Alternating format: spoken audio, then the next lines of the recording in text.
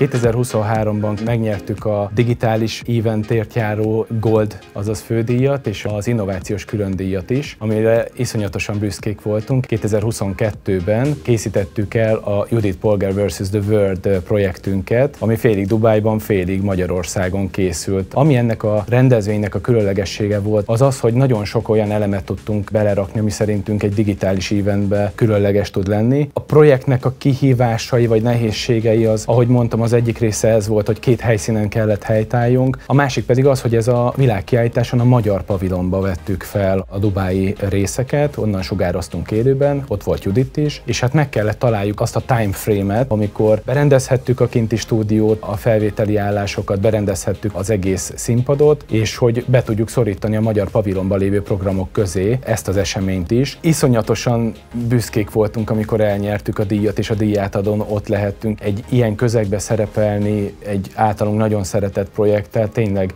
még most is borsózik a hátam, amikor visszagondolok erre az időszakra. Idén újra fogunk indulni, már megvannak azok a projektek, amivel szeretnénk nevezni. Mindenképpen azt tanácsoljuk azoknak, akik még hezitálnak, hogy nevezzenek. Egy nagyon komoly szakmai nívó ez, ahova bekerülhetnek, és hát azt látjuk, hogy az award különlegessége pont az, hogy csak egy díjat lehet elhozni egy kategóriába, tehát már aki shortlistre kerül, vagy akár egy díjat nyer, az már egy nagyon komoly elismerés, úgyhogy hajrá mindenkinek!